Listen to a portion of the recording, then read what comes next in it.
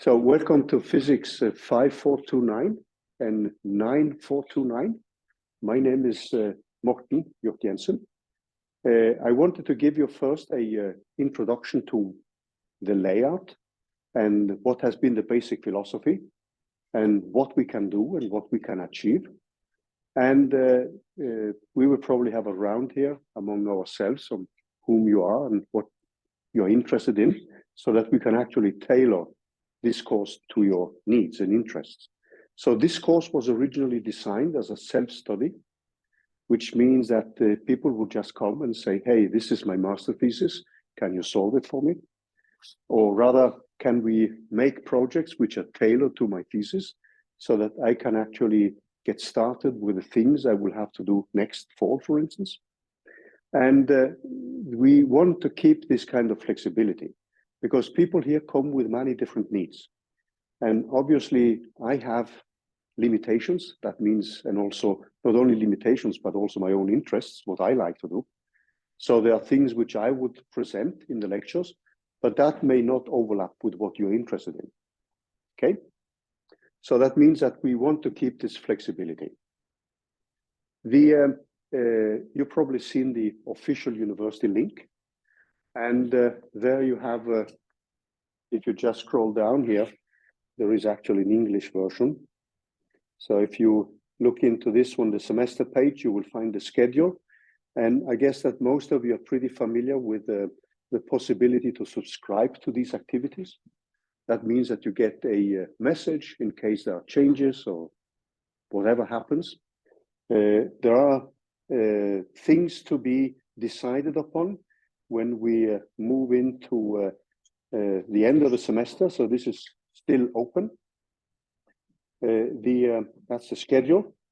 And these are also the people which will help us. So Ruben is a PhD student in particle physics. And when you do particle physics nowadays, this is basically applied statistical data analysis. And they deal a lot with machine learning algorithms. Daniel is doing his master thesis, and he's actually working on machine learning on quantum mechanical systems. And Karen is also doing her master thesis, but more on quantum computing. And they will all float around here. We also need to set up a little bit on how we want to run these sessions. So if you scroll down, you will see there's a Canvas link, and you will get weekly mails with updates on what we did and what we are planning next week and so on.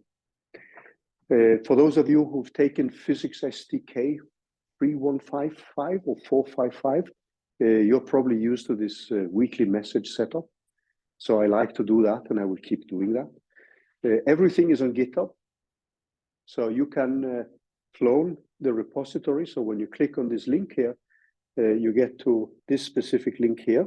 And that's where you will find all the teaching material. And you will find links to the Zoom session if you cannot be here in person. And there will be different reading recommendations and more here. So if you go to this doc folder and you click into this public domain, then you will find the material for each week. So this is actually week 3. If you look up the calendar, but I call it week 1 because it's our first week. And if you click into that one, then you will find the material for this week either as a PDF file, a Jupyter notebook, or in different HTML formats. And then it's up to you how you want to use it. You can just take this material and use it as you want. And if you go back to the main link here, you can obviously download it. I'm assuming that everybody's pretty familiar with version control software like Git, so we're not going to spend any time on that, or repositories like GitHub, GitLab, Bitbucket, etc., etc. Is there anyone who's not familiar with that? Okay.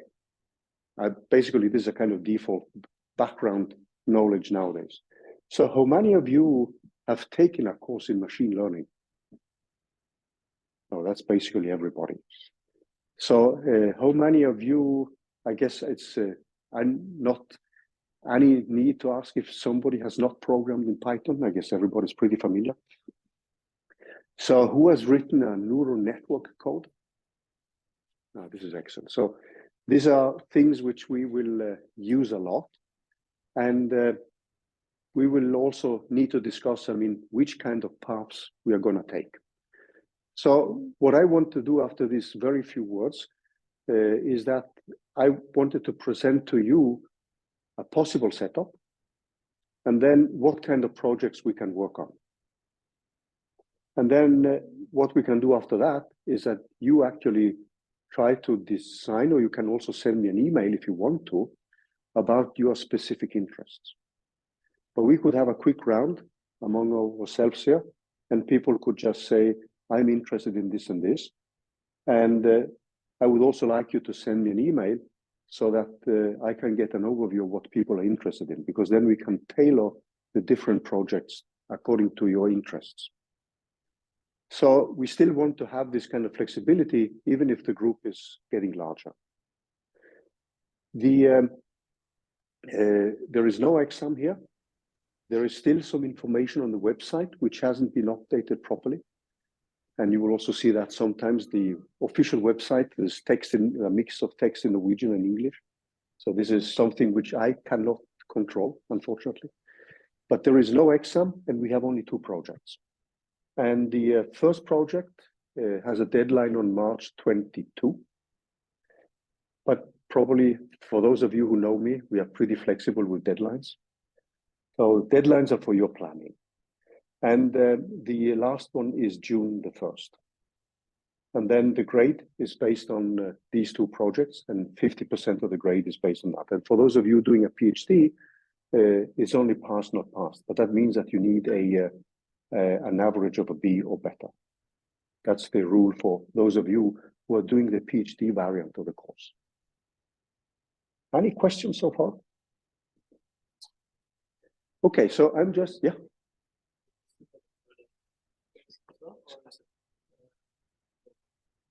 So the thing which we normally recommend is if people want to collaborate, they should do so. So this is very beneficial for everybody. And so if you have a teammates or teammate, if you don't have teammates, I can try to link up people. But some of you may already have well-defined master thesis topics, and you would like to apply machine learning methods, which means that we can obviously design that project or the projects so that they align more with your scientific interests. And this applies also for those of you doing your PhD.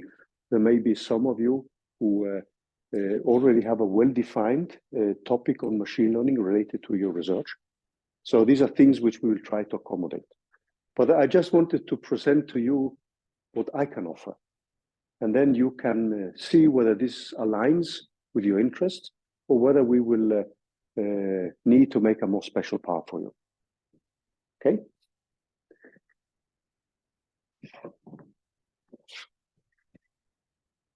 So I'm going to bring up just the PDF file of the slides for this week. Let me just bring this up here, and you have full access to this one.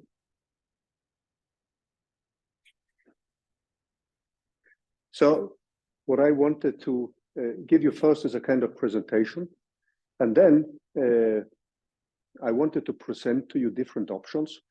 And after that, that means after the day-to-day, I will also place on a folder examples of what people did last year. So sometimes we have people who do particle physics. So 2 years ago, we had 5 people who were doing analysis of the data on Higgs from CERN, and they actually collaborated on a common project. So that was a typical example of one project. Last year, we had a person from the University of Life Sciences at Ås, and she had her own research data, and she used machine learning methods. So we also have the possibility, if you just want to use methods to analyze your data, that's one possibility. And then we had people who wanted to write their own code for convolutional neural networks and recurring neural networks. This was another example. So if you're more into the coding direction, this is a possibility. And then we had many other options, and I just wanted to list them a little bit later. So as you've seen here, we have these lectures, and I will try actually to keep lectures, but we will try also to bring in more hands-on demonstrations. So to bring this more into a kind of more active learning type of activity, so that you don't hear me mumbling all the time, but that we actually work on the project, spend time working on the projects. I just wanted to say one practicality about this wing of the building, because there's going to be construction work in the old library. And sometimes when you leave the room, be a little bit careful, because there may be construction workers bringing in things. So if you just run out because you're just fed up of listening at me, then you may actually crash into a construction worker carrying a new window or whatever. So just be careful when you just leave the door. And there may be some noise, so let's see what happens. And this is going to be going on the whole semester, because they're renovating that room.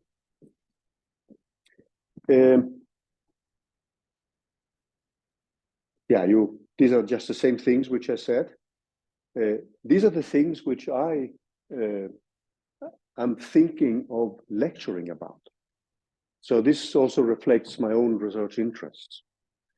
But it may not overlap with activities which some of you are interested in. So I was thinking, so this is my suggestion, is that we use the time before the break. So that means we have Palm Sunday is on March 24th. So we would use that one on the first half, which will be the classical deep learning part. So many of you have already programmed the neural networks. So we're going to repeat some of these elements today and also next week. And we're going to look more into the mathematics of deep learning. So some of you may actually be interested in following that path, the mathematics of deep learning, because that's an emerging field now, which is very, very active from a mathematical point of view. So these are the kind of components which we will deal with first. And as I said, last year, we had people who actually wrote their own CNN and their own recurrent neural network. So that's an option if you're more computationally interested. Then, well, everybody, you cannot have escaped the role of ChatGPT, so which belongs to generative models. And we are going to put quite some emphasis on generative models as well. And what you will see here is actually that this is very much natural science driven. So it means also that if some of you may be more interested in studying, let's say, the ethical aspects, we've had people who actually looked at that, had projects on that. That's also another possibility. But I'm not going to mention these things because, I'm going to not say much about it. But the topics which we will deal with then is the basics of generative models. And this is something, if some of you have taken a course in statistical mechanics, so have many of you done that? Yeah. But basically this, if you have statistical mechanics, this is where we start. So you will recognize things like, so generative models mean simply that you produce a probability distributions, which are used to generate new data with, in essence. But I'm coming back to the definitions. And what you see here are some of the most popular models and algorithms which are around. So Boltzmann machines are very intuitive. We have diffusion models. Variational autoencoders are extremely popular. Everybody has probably heard about generative adversarial networks, which is also another very popular method. And then we also have autoregressive methods. And basically all of these methods, they contain some elements of a neural network.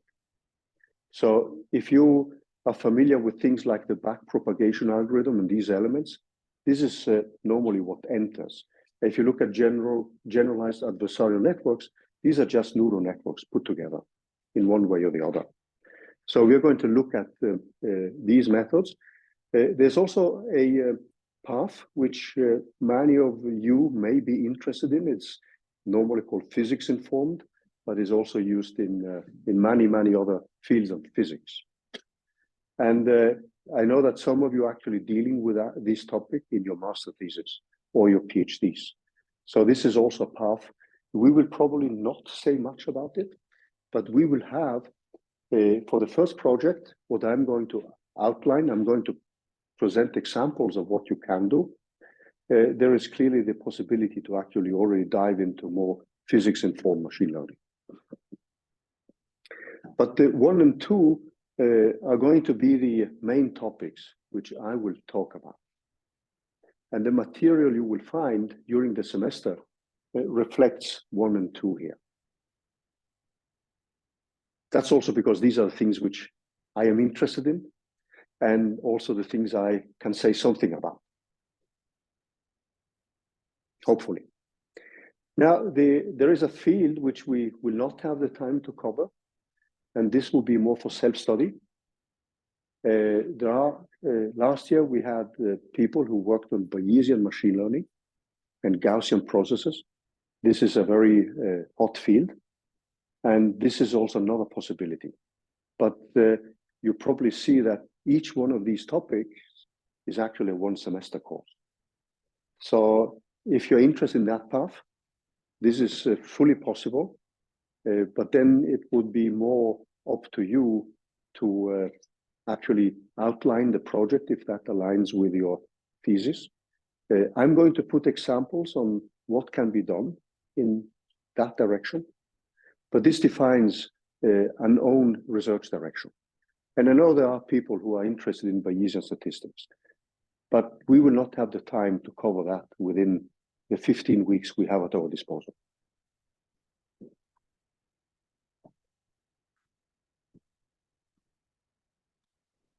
There's also, actually last year we had a student who wanted to look into this.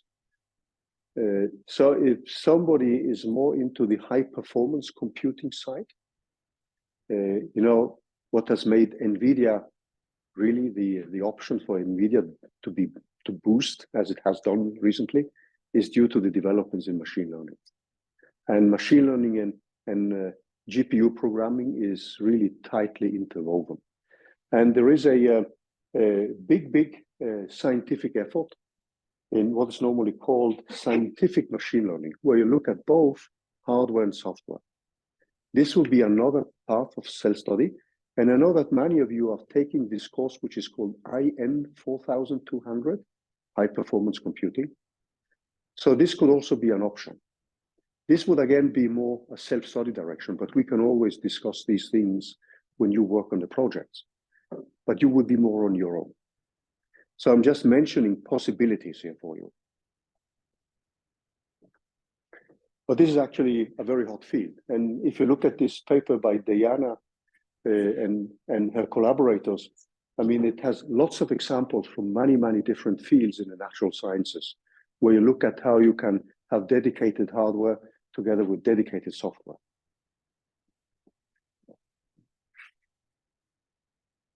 And then we have physics-driven machine learning, which is also a very hot field. But that would also be something which would be more for self-study. And I know that some of you already have master thesis topics which are defined in this direction. So this is also another possibility, as I mentioned. So there's one book which I use as a kind of basis. One thing with this field is that it's developing at an extreme speed. And I actually benefit a lot from you guys because there's a limit to how much you can absorb. And more people looking at many different things means that you learn much more. So teaching this topic is very, how to say, it gives much back because there's a limit to how much you can absorb. And the field is really developing very rapidly. So there are 3 books, which are actually pretty good, in addition to the basic one.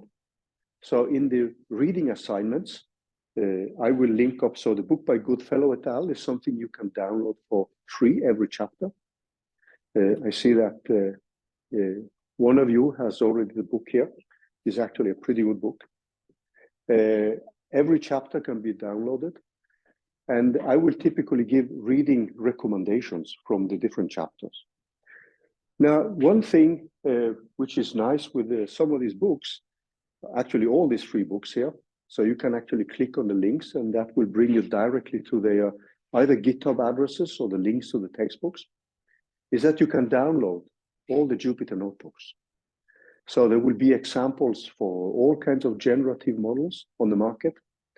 There's a lot of code, both in PyTorch and TensorFlow.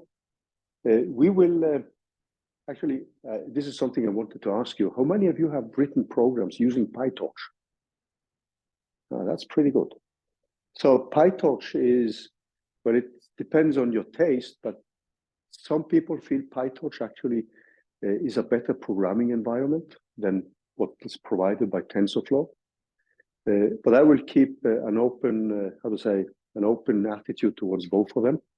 But we will also discuss a little bit in the lectures how to use PyTorch. And this book by Sebastian Raschka is actually an excellent textbook.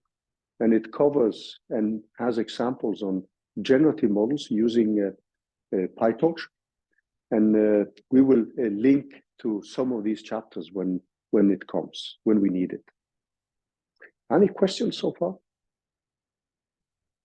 Okay. So these are 3 books which where I will give reading assignments or reading suggestions from. So they're all what you might call, the free ones are all what you might call hands-on textbooks. And the fact that you can actually find all the Jupyter notebooks from their GitHub addresses is something which is very beneficial. And it makes it easier to get started with projects. So one thing also which I wanted to say, and we will discuss this as well. This is obviously about ChatGPT. And for those of you who took physics SDK 3155 last year, the recommendation was use it.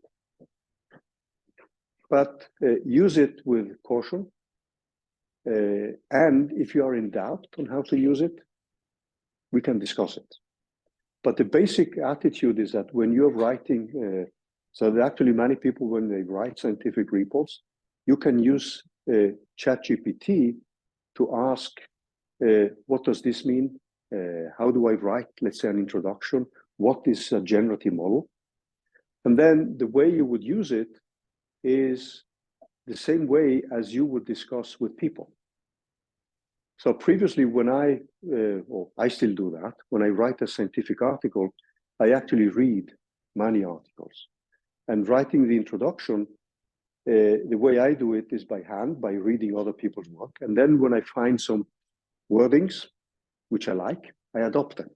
I just rewrite them. Okay, I like this way of writing it. Let me use it in my introduction. And you would use ChatGPT in much the same way. The other thing is that many of us are not native English speakers, and ChatGPT is extremely useful in order to get a better language. So you learn a lot from that.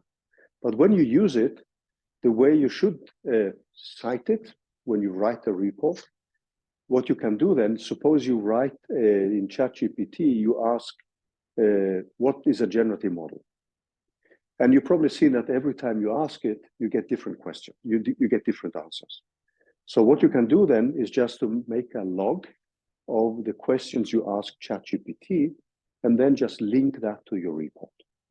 Because then we can see how you reformulated the questions which you asked to GPT and the answers you got from ChatGPT.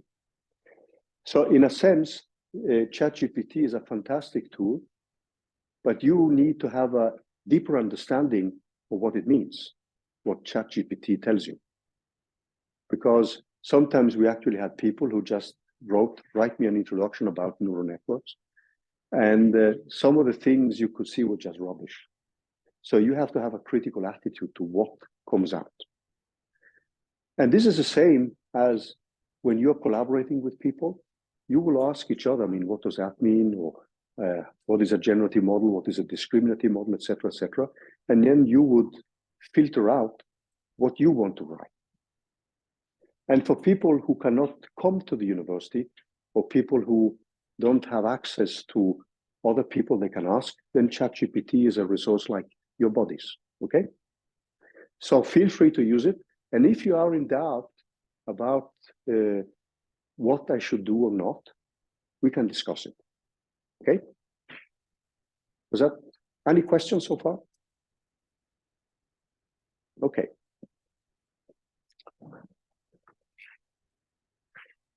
So when we are looking at this course in particular, and actually here I put physics, but don't be intimidated by the word physics, because you can replace physics with any discipline. You can have geoscience, you can have life science, bioscience, mathematics, or whatever. Is often that if you look at physics, so I'm putting this up because I'm a physicist, it is in many cases an example of multi-scale modeling. And we suffer from the curse of dimensionality. So I do quantum mechanical many body systems, and quickly the dimensionality of the system is so large that we cannot deal with it with standard methods. So the way I often view at machine learning is more as a way to reduce the dimensionality of a problem. And clearly, we want to do fast simulations. That's where the high performance computing aspect comes in.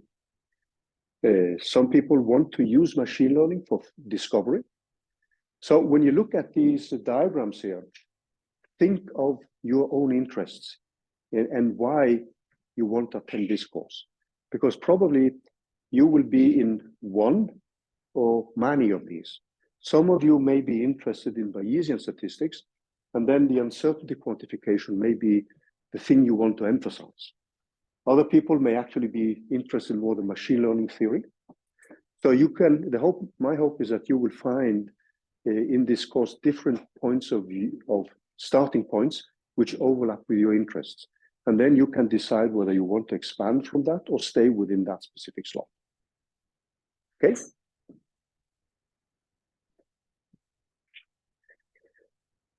Then when we say machine learning and artificial intelligence here, there are many things which are floating around.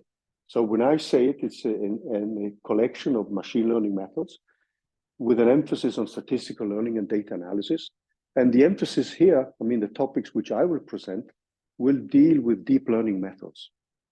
And in a certain sense, if you have the textbook by Goodfellow et al., this is something which they cover in basically all their chapters.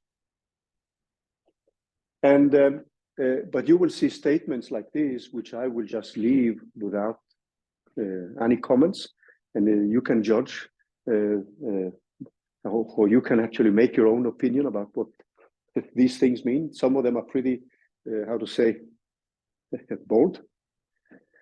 And if you wish to have a critical view, there is actually an excellent text by Kate Crawford.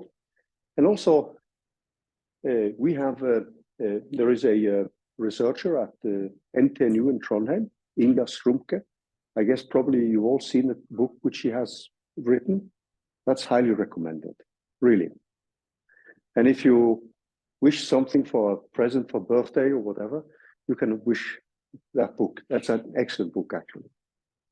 So there's a lot of stuff going on. And if you wish also to have a critical view, Kate Crawford's book is actually pretty good.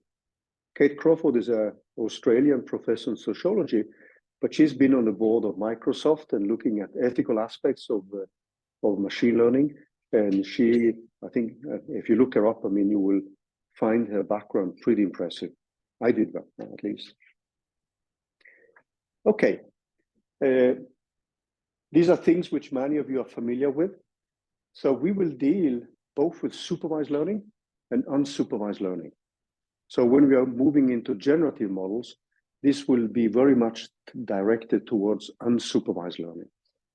And to me, that's perhaps the more interesting part of machine learning. But we will also start with supervised learning, where we have data which are well defined and labeled.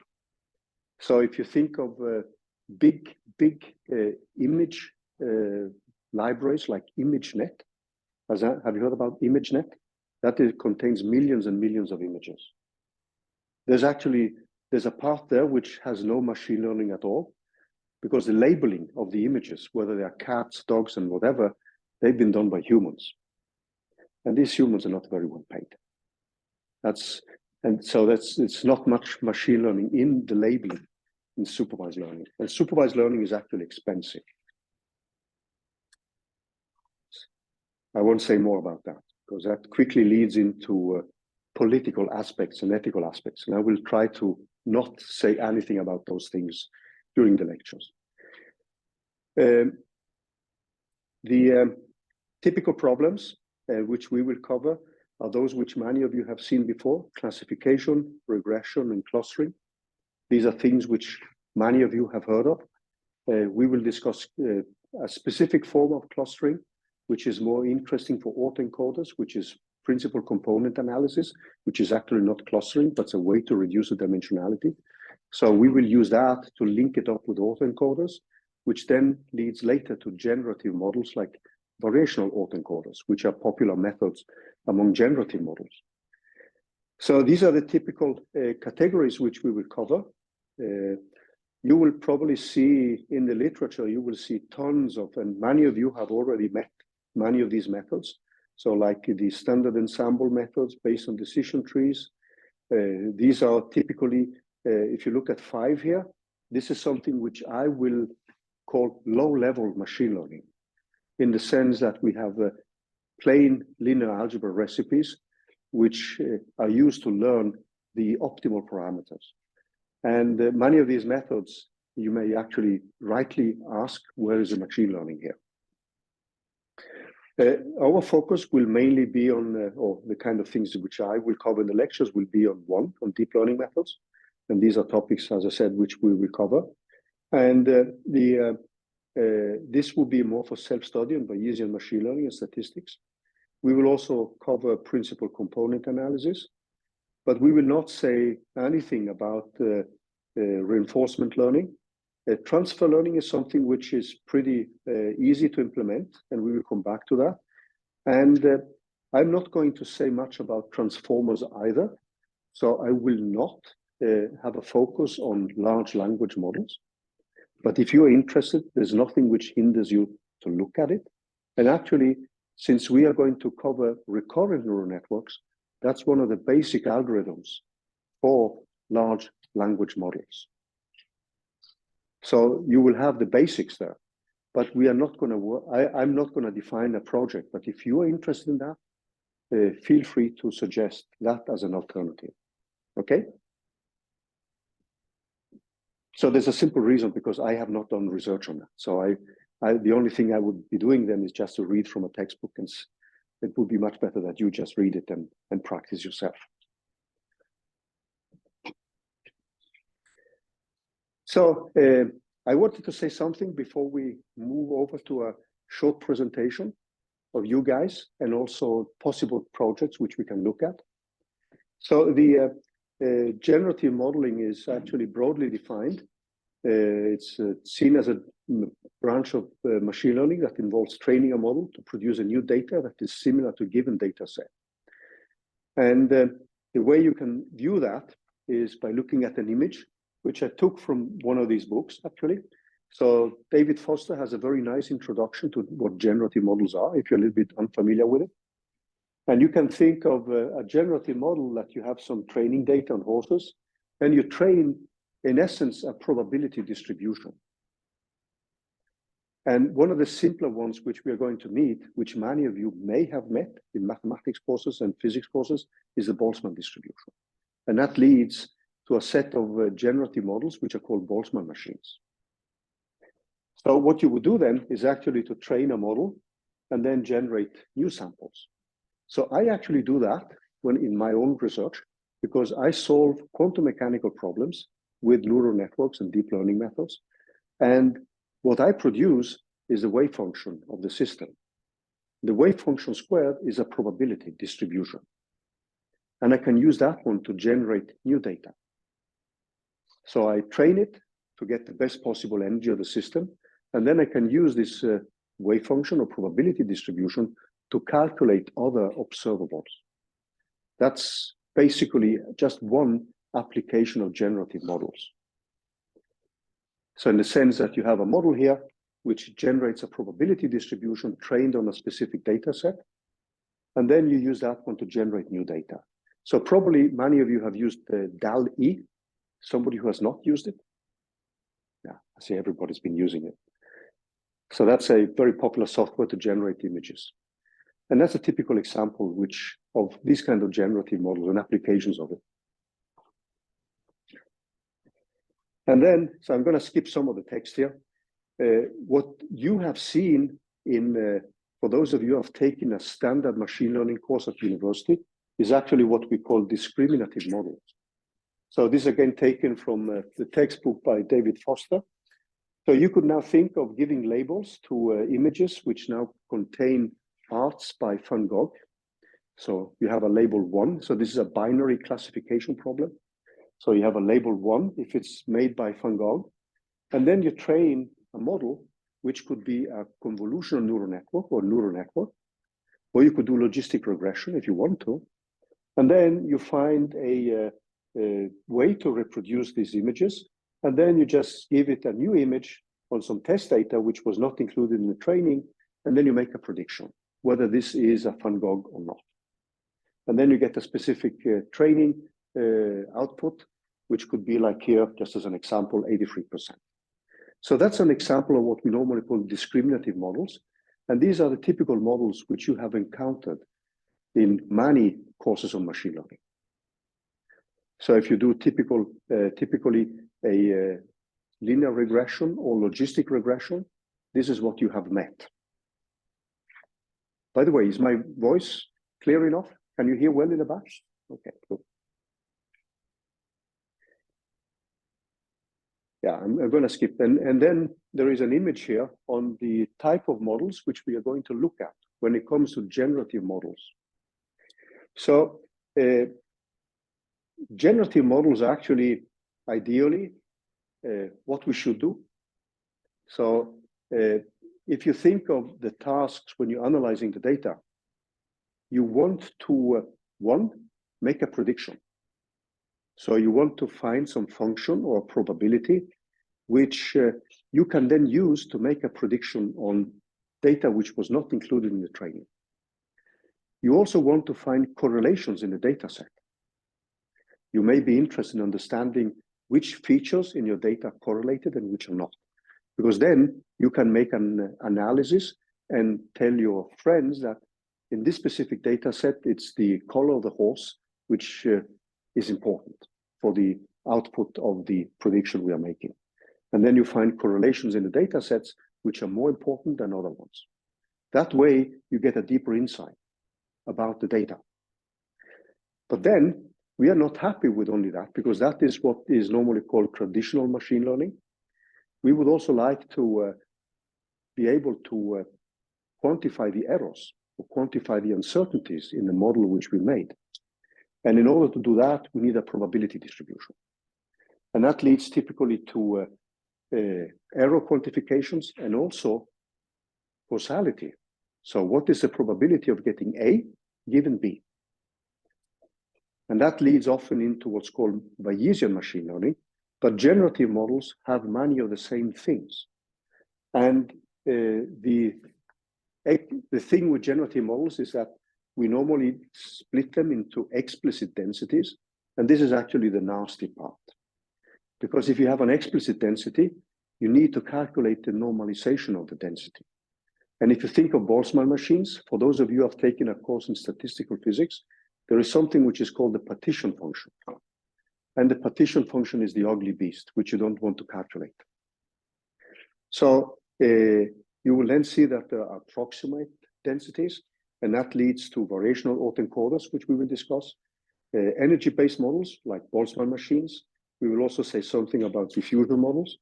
Now, these autoregressive models are actually a follow-up from recurrent neural networks, and this leads to tractable densities. And then we have implicit density. So we are not interested in extracting the density. When I say the density, this is a probability distribution function. And we normally call it the probability density or just the density. So this is a little bit sloppy language. But when I say density, this often means a probability distribution function or a PDF, not a PDF file, but a PDF. And so this is a kind of taxonomy of this kind of generative deep learning methods, which we will cover during the semester. I mean, or the things which I am planning to cover. Now, I wanted to actually pause a little bit here and then have a round with you guys. So we have people online as well, but they can actually send us in the chat here if you want to, what is your interest? Because we don't have a proper audio in here, but you're probably hearing me, but you will not hear the other people. So what I thought of doing now is that we could take a round among ourselves, and please have us excuse for those of you online, because you will probably not hear everything which is said because we don't have proper microphones here. But we could take a small round, and I would also like you guys to send me an email about your interests and preferences. So we can do that later, but now we could just take a short introductory round, and you just say whom you are, and then what would be your main interests. And that can also open up for, if you listen to what the other people are saying, hey, that thing was interesting, I would like to team up with you. Maybe we could collaborate. Jan, do you want to begin? Yeah.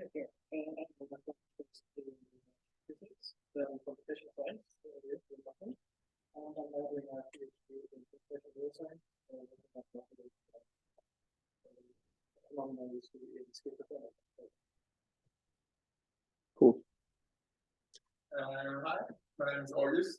I'm interested in the mathematics behind machine learning and just learning more about it. And I'm a third-year bachelor's student in mathematics. Cool. Yeah, my name is Hjorth. I'm also a third-year bachelor's student in mathematics, as August. And yeah, I'm also interested in like getting a hands-on experience in deep learning. Cool. So here we already have a path which is popping up, the mathematics of deep learning. Cool. And also I know that many other people are interested in computational neuroscience. So I think there are many good possibilities for teaming up. Yeah, let's go.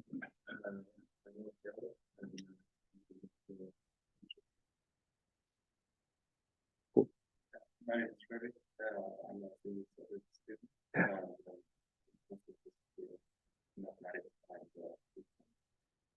Excellent, excellent. Janita, you want to begin?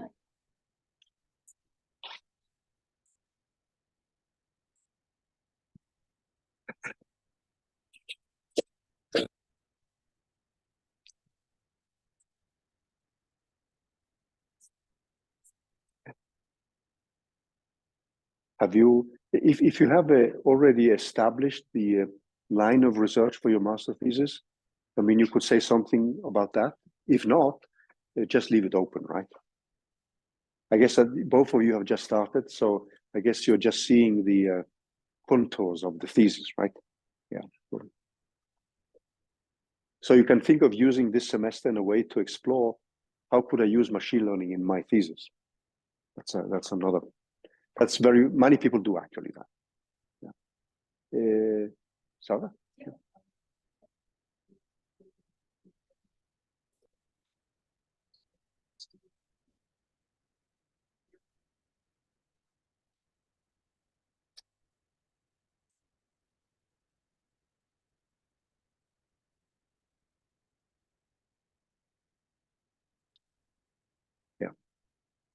Cool.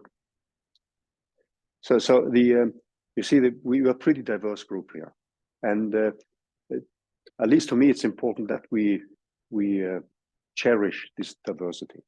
That's very important, and that we try to find people come with different backgrounds, and since this is a more advanced course, the idea is that we can tailor the projects to your needs, and I think that's a very interesting topic. Actually, I would like to learn more about it. Yeah.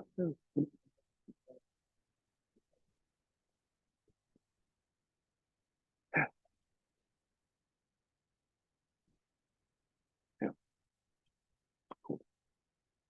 Evgeny.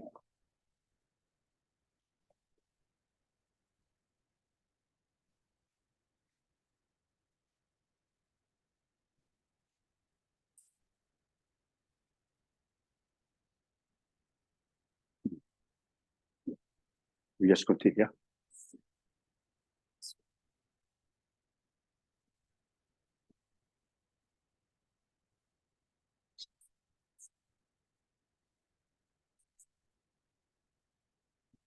Excellent, excellent. Yeah.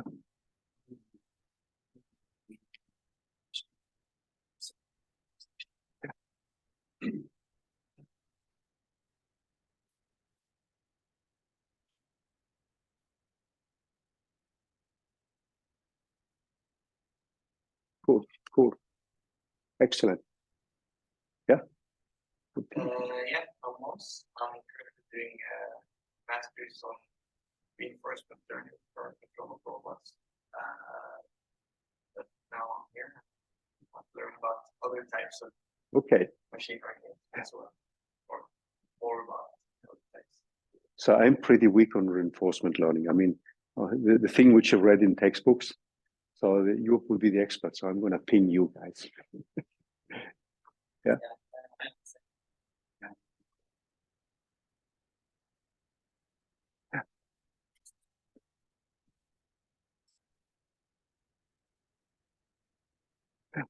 Cool. Yeah. That's cool. Yeah.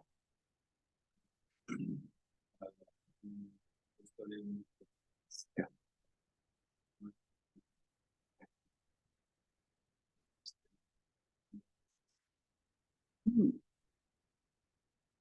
So I would probably need that you reboot my memory. So I would really appreciate that if you guys can send me an email, a short one. You don't need to make a long one.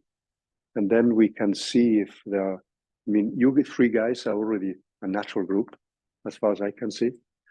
But please send me an email after the lecture today, because then we can see how we can tailor the projects in different directions. Yeah.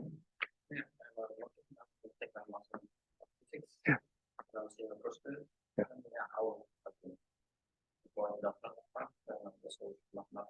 Okay, cool.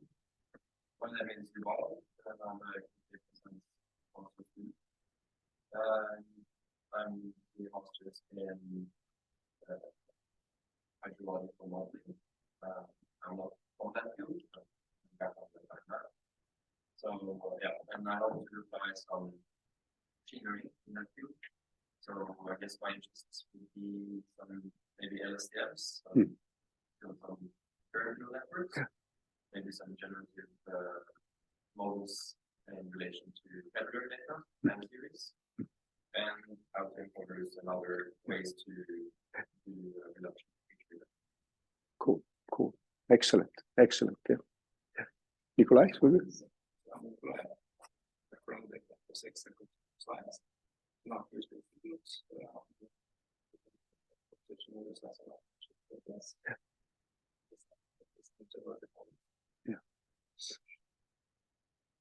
So we have a good bunch of people doing computational neuroscience. That's pretty cool. Yeah. My name is Hjorth. I'm doing a master's in physics with specialization in material physics and nanophysics and quantum technology. And my master thesis I will make a model for evolution.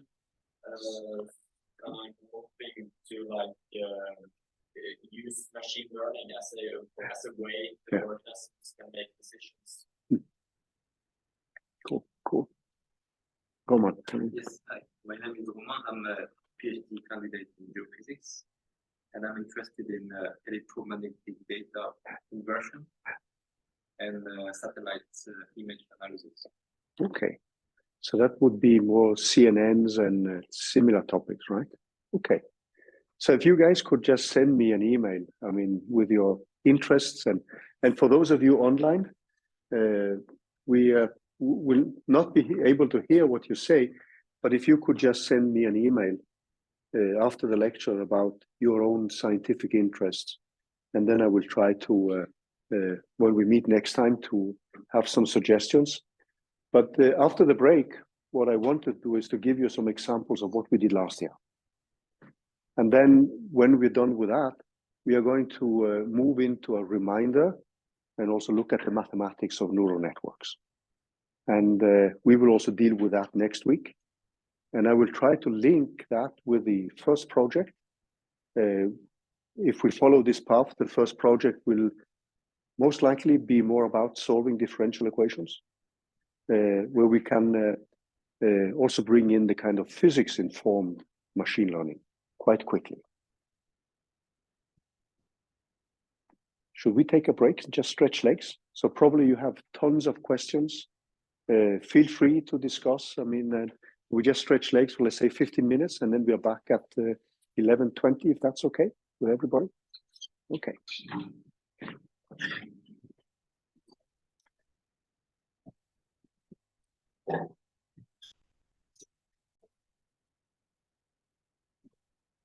So one of the things I wanted to do now is to mention possible paths for the different projects.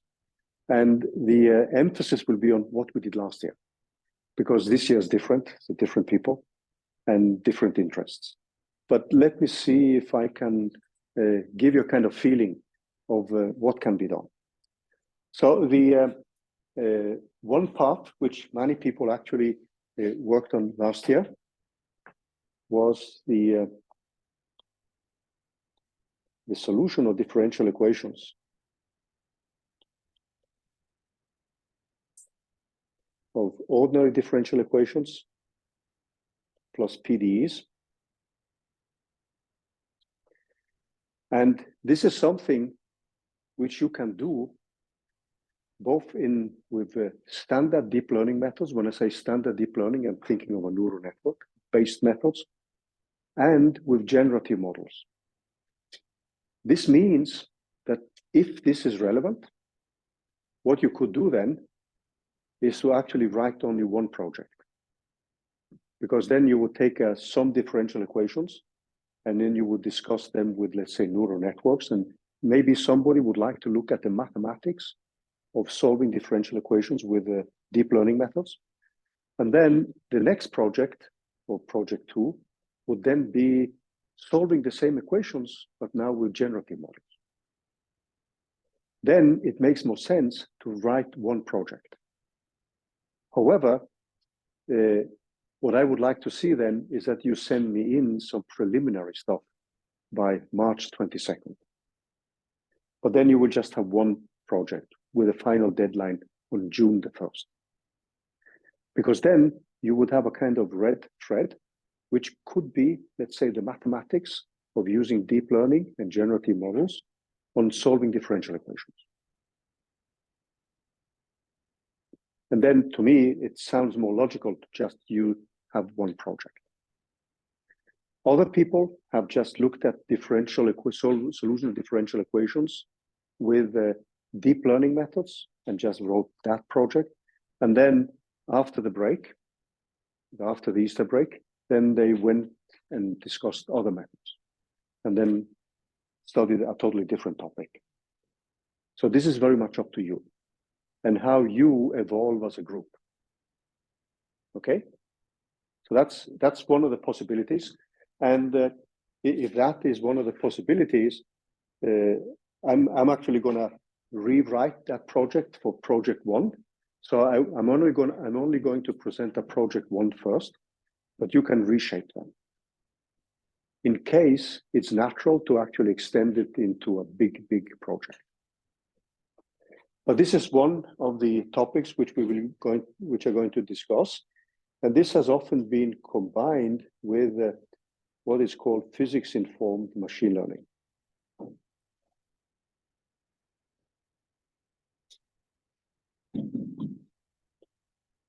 So that's a pretty plus if people are interested in the mathematics of deep learning. So the lectures here will actually reflect a lot of what goes into this part 1. So when you're going to look at my lecture notes, etc., they will go more in this direction. And there's an obvious reason for that. These are the things which I'm doing and which I can give some meaningful statements about.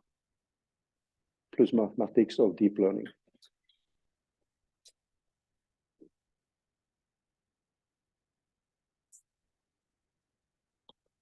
So that's one possible path. And if you look back at what we did last year, I'm going to put some examples online of what people did in this connection. Last year, we had a different setting with an oral examination where people actually just wrote one project and then they presented that one for the oral exam. I'm much more fond of just project work without any kind of exam. So we just changed it this year to just projects.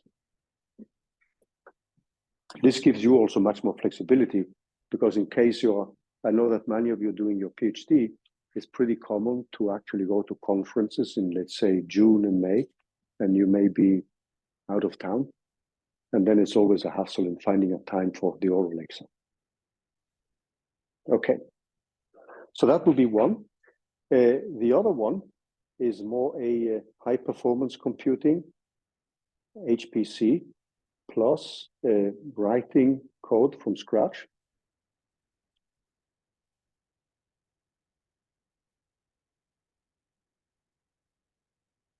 So this is something which people did last year. We had a student who actually developed a code for a convolutional neural network, CNNs, and went through both the high performance computing aspects, etc., etc. And that was essentially the project. So this is also another path, if you're interested in that. Then what we had was using machine learning methods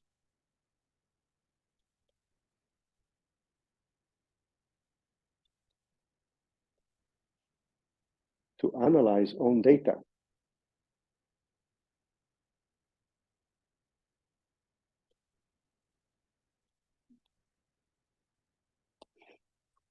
So we've had, as I mentioned, we had one last year was doing the PhD on own data. These were genetics data from the University of Life Sciences. And she was interested in essentially using machine learning methods to analyze the data. And that resulted in a scientific paper because nobody had done that in her field. And this can apply probably to, we've had people from the particle physics group, where you're often involved with heavy data analysis. So this can be very relevant for people with that kind of background. So that means that there's less focus on actually developing the methods. So you would just use the library. So if you want to use generative models, you can just use the libraries as they are, as long as you cite correctly. If you look at these free textbooks, which I mentioned, they have extensive Jupyter notebooks, which you could actually apply to your own data. And then you would more be interested in the analysis of the data set, which is relevant for your research.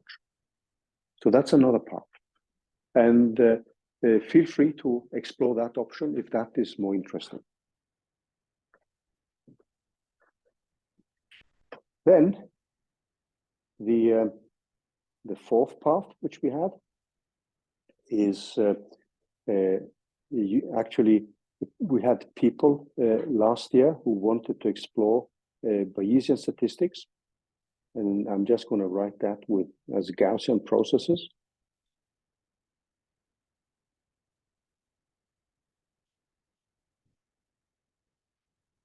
This is a very hot topic, and there are many people in computational neuroscience who have been interested in exploring that path. And we had a student last year who actually wrote a very nice project on Bayesian machine learning applied to data from computational neuroscience. And you will find an example of that report as soon as I get the permission from that person to place the report online. So I still haven't gotten an answer. So the reason why you won't find all the reports from last year is simply because people haven't answered whether it's okay if I place them online. Not everybody wants that. So these are 4 possible options which we can explore if you guys are interested. And then clearly there is obviously the option for more or other ideas. And applications and studies, etc.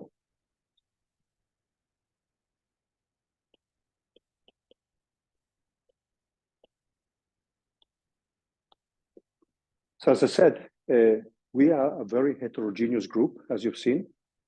And I'm trying to find a kind of common denominator, which actually goes back to using deep learning methods applied to one type of applications. And then clearly you would like to go in different directions, but hopefully discussing the generative models and discriminative models is something which you will find interesting per se. Obviously, if you are interested in, we have the whole topic of large language models with autoregressive methods, which is a very hot topic.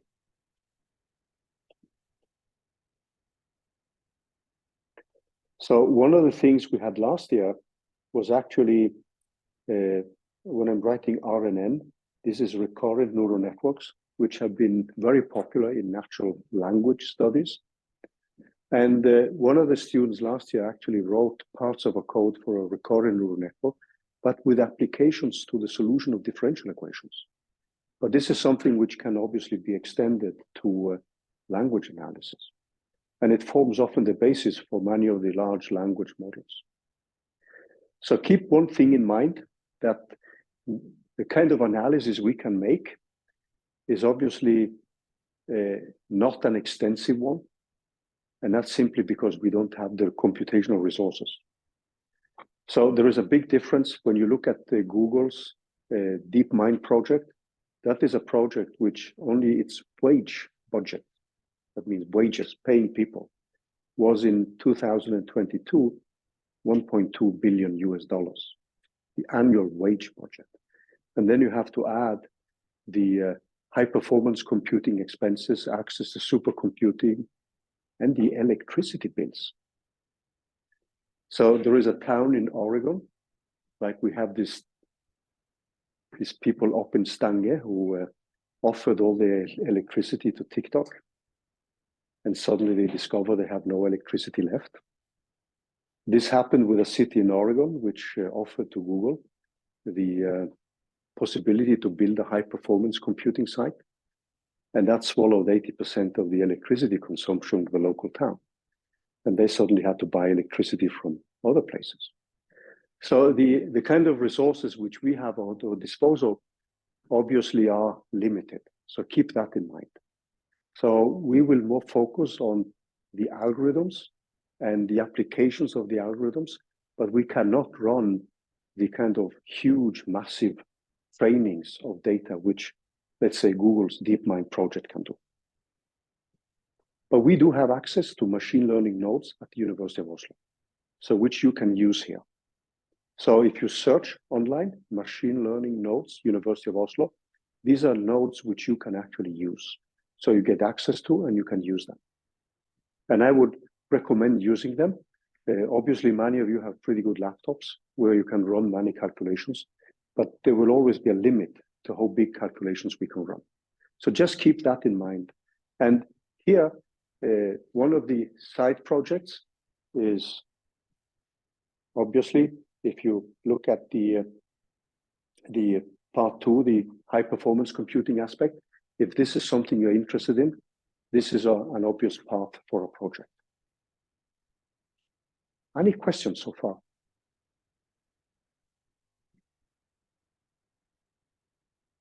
Okay. So please send me an email after the lecture so that I can, in a way, digest your interests and wishes, etc., etc. Okay, I'm going back to the slides because I wanted to say a little bit about or remind ourselves a little bit about basic machine learning and the kind of mathematical ingredients. And then next week, we will discuss in more detail the different things. And now I need to find my, maybe, okay, just a moment.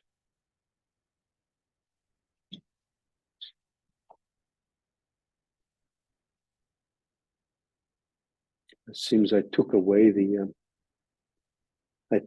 window here.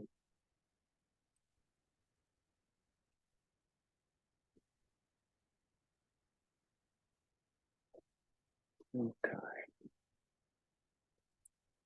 Let's see.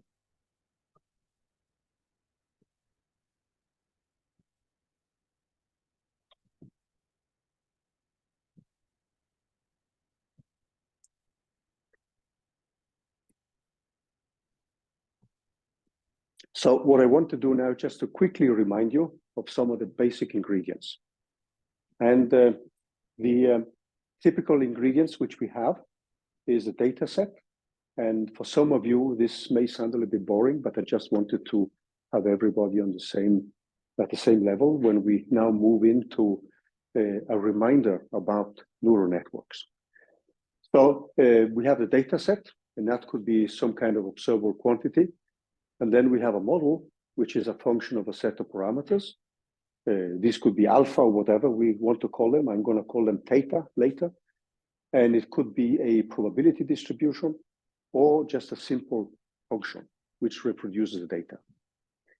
And then we have the so-called loss or cost or risk function. And you will see that many people often refer this to as the loss function nowadays. And this is a function which is used to optimize. So we want to optimize that function by calculating the gradients. And these gradients are then used in the optimization part to find the best parameters. And clearly, there are many, many different types of these kind of cost functions.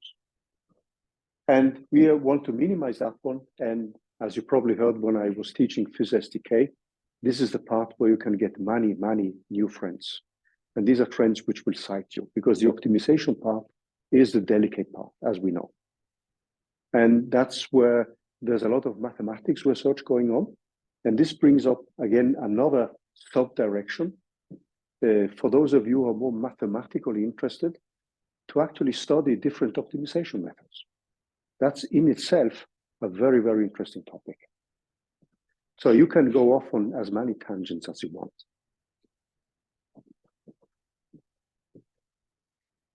So the data, and I'm going to bring back some definitions. So this would be a typical vector, which could be a matrix. And then you have the output, which we want to model, which could be represented by a vector. And just keep in mind that I will start my notation as we did in FYS-SDK with the 0th element as the first element. And that's essentially because in programming languages like C++ and Python and Julia, the first array starts with element 0. And what you will often have if you have a regression case, the most simple case you have is just to fit a simple function like that. And you're then assuming that there is a continuous function which reproduces your data, plus eventually some kind of noise, some random noise, or you could just assume that there is no noise at all. That's another possibility. But what you're assuming is that there exists a function. When you're done with that, you make a model. So you make another continuous function here, which then depends, it can depend linearly, and that leads to linear regression, which I normally call for low-level machine learning. So I just wanted to quickly remind you of just the basic settings and the kind of language which we're going to use, so that we are all on the same pace here. And these unknown parameters, theta, they can be as many as you want. They are normally called often the features. So if you do a polynomial approximation, this could be the orders of a polynomial. And then, since you're doing a linear regression case, then you're assuming that there's a linear dependence on these parameters. And then you would make a model, which is this function, which approximates your true function, which is given by some matrix, X, multiplied with this vector, theta. So this is the basic starting point for a linear regression case. Then what you need is this cost function or loss function, which is a way you define in order to gauge the quality of your model. But at the same time, this is a function which you can define as you want. So you would have to find the mean squared error is just a pretty useful one because it emphasizes the squared error. So it puts a lot of emphasis on outliers. And then you optimize the parameters theta so that you minimize the error. So it's a very natural and intuitive starting point for a kind of regression case. And when you write this, and this is something which many of you have seen before, So this is now written as an expectation value, a sample expectation value, because we have a sample of data. We don't have the probability distribution behind the data. We are not interested in them now, but you could do that if you want to, and we will come back to that. And then what we would have then is a function which looks like this. And for all of you who have seen this before, you can actually optimize. So that means you take the gradients for all the parameters theta. And when you take the gradients, what you would get then is a function, a functional relation where you say that you learn, this is the learning, by inverting a matrix. And if you go into any textbook on machine learning, this is typically where they start. And you may obviously ask, this is just plain linear algebra, right? But one of the reasons, as we discussed in previous courses as well, is that you can make a nice coupling with a statistical interpretation, because you can show that your data, if you have a noise which is normally distributed, your output y is distributed according to a normal distribution. And then you can take that distribution and you can derive the same type of equations from a probabilistic point of view. And this is why you would find linear regression as a typical starting point in all textbooks on machine learning, although Gauss did this back in 1850. So we are almost talking about 200 years ago, and nobody would have called that machine learning. It would just have been plain linear algebra.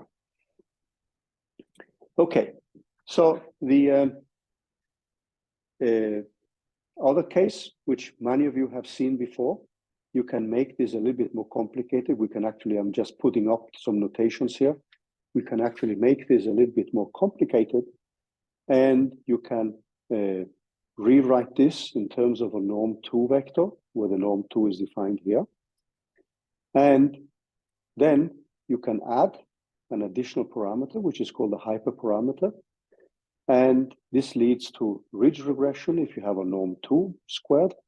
If you have a norm 1, which is given by this definition here, then you end up with lasso regression. So these additional parameters means that you're now optimizing a different function. So defining the cost function is something which is up to you in a way. It depends on the type of signs you're looking at. So if you're dealing with a classification problem, we are going to meet the cross entropy, which is a pretty common way of setting up a classification problem for, let's say, a binary type of problems, which is the most common one. So a binary type of classification problem is typically 0-1 outcomes. I'm sick, I'm not sick, etc., etc. These are the most common types of classification problems, like that image of Van Gogh you saw in the previous lecture. Is it a Van Gogh? Yes. Then you give it a label 1. If not, it's a label 0. So we're coming back to many of these functions as we move on here. I wanted to give you some teasers first. So is somebody here taking physics 4.4.11? You've taken it, but you're taking it now. So I like also to link these things we are doing with other courses, because then you can reuse what you see here in another course. So then you see a broader perspective. So in physics 4.4.11, we study quantum mechanical systems. This is basically what I'm doing. So this is some kind of self-propaganda here. I'm trying not to present too much of what I do. I don't like to do that. But I'm going to do it now because this is pretty cool. And I just wanted to give you quickly a kind of basic background. So in some of these quantum mechanical calculations, what you often do is that you evaluate a multidimensional integral. So if you have an atomic physics case with 10 electrons like neon in 3 dimensions, this is a 30-dimensional integral. There's no way you can solve that with traditional integration methods. And the way you normally solve it is by Monte Carlo integration. So Monte Carlo integration means that you have a guess for the y function. So this is a guess you put in, you put in as much insight you have about the problem, goes back to physics-informed machine learning as well. And then you integrate. It's basically as simple as that. The problem is that you don't have the exact solution to that problem. So what we did recently was actually to replace this trial wave function with a neural network. And that works amazingly well. It's actually giving you results which are better than the best many-body calculations ever done on specific systems. So that's pretty cool. So essentially what you end up doing is to define a probability distribution. So this is, even though a neural network is normally used for discriminative calculations, so that means you have labeled data, here a neural network generates a probability distribution because the solution squared is a probability distribution. So you can think of this as using a neural network as a generative model, in the sense that you produce this probability distribution where now this psi of t is your neural network. And the ugly thing is obviously the normalization factor, which we will come back to because that's really the painful topic and the difficult topic in all generative models. But I'm going to leave that out now because I'm going to push all the painful things a little bit later. But essentially what you end up doing is to calculate this object. And at the end, you have a probability distribution and you're calculating just a sum over samples here with a trial wave function. But with a trial wave function, this one is now replaced by a neural network, but which is guided by some minimal physics. So this is, in a sense, a physics-informed way of solving a Monte Carlo problem. And you could think of applying the same to other types of other disciplines. So I'm saying physics because I'm a physicist. But you could think of solving a problem in statistics where you have a similar type of problem. And then you don't need to look at this as a physics problem. So please forgive me if I just say physics, but that's because I'm a physicist. Now, I'm just going to skip some of the slides here. But the reason is that I just wanted to show you some examples here. So this is a calculation of neutron star matter, where the black line here is supposedly the best benchmark nowadays, which actually involves a lot of fine-tuning and setting up of this type of functions. This is the number of optimization steps. And for those of you who have done neural networks, this means a feed-forward pass and a back propagation pass. So each optimization step is the same as an iteration in a neural network. So now I need to say something more about neural networks. But this is actually for us, because when you use a standard variational approach, you would get here. This is the best result. But with a neural network now, you actually beat one of the standard methods, and you end up with a result. So this DMC stands for diffusion Monte Carlo, and it's in my field, which is many-body physics or quantum mechanical many-body physics. This is a kind of benchmark method, and it often involves a lot of fine-tuning and finding the right correlation functions, whereas the neural network is actually capable of finding the final result in an amazing way.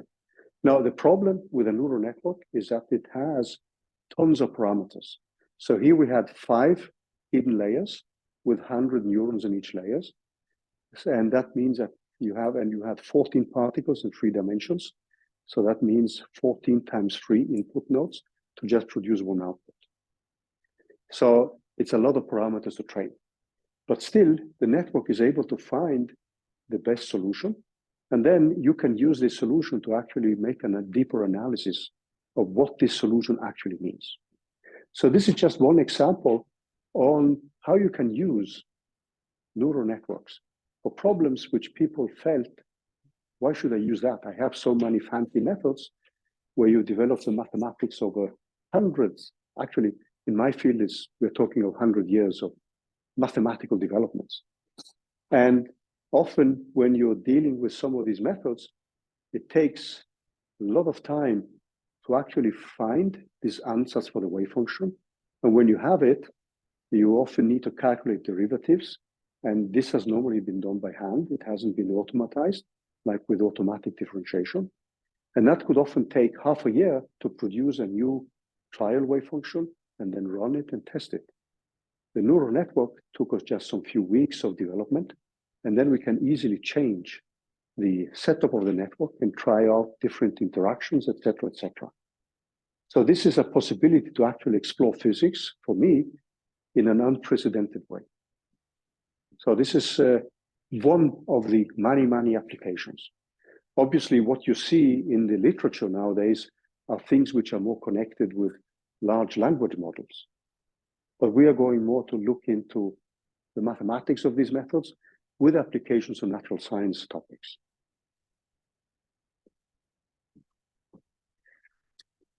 I'm going to skip some of these, and I'm coming back to some of these other things.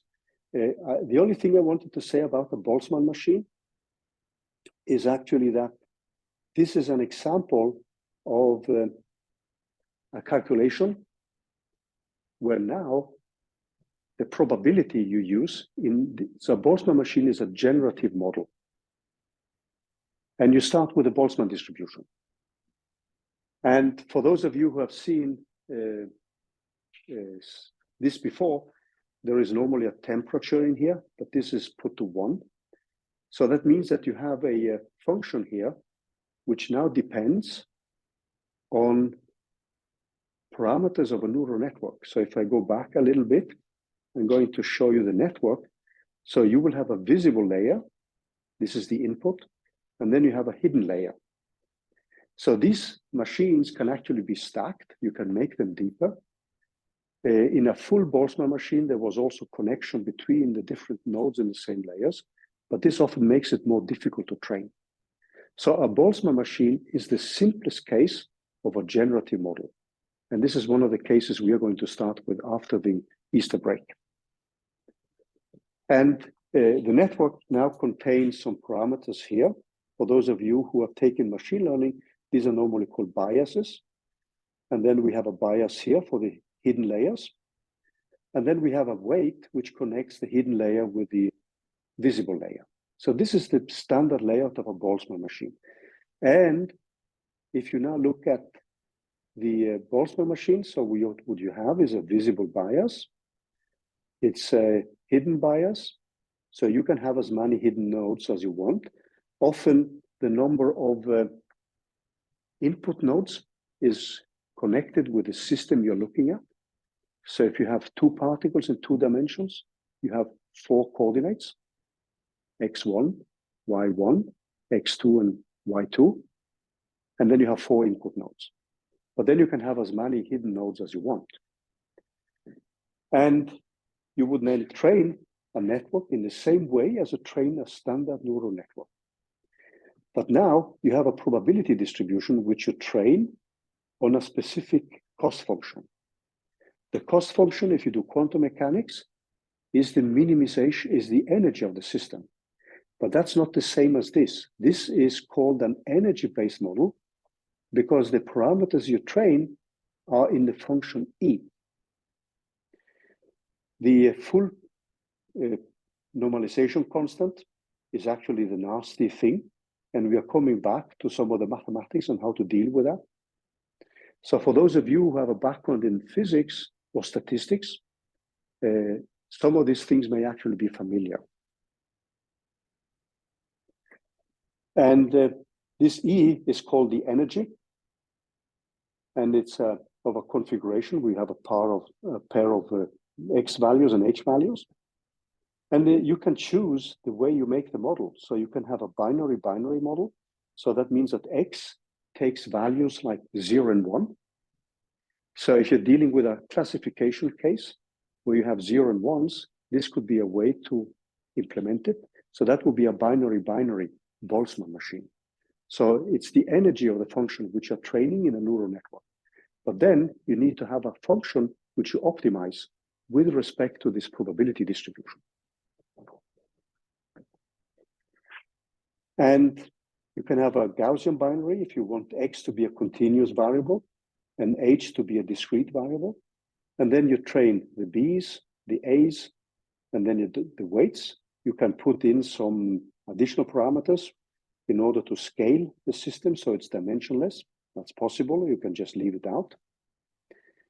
And what you end up with then, if you do quantum mechanics, for instance, is that you could say that your wave function squared, which is the quantum mechanical interpretation, is given by this Boltzmann machine.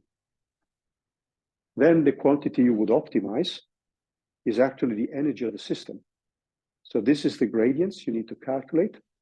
And these are the derivatives of the Boltzmann distribution. And then you want to drive this quantity here to 0. And theta are these parameters of the network, which are given by the Boltzmann machine here. So it would be the A's, the B's, and the W's. Okay, so that's the basic philosophy of a generative model where you actually train, and it looks like a neural network, but now you're training a probability distribution. And then you can use this one to generate new events when you have trained it. So that's, if you have this basic philosophy, then you have the basic philosophy of a generative model. And the Boltzmann machine is going to be our starting point when we look at generative models.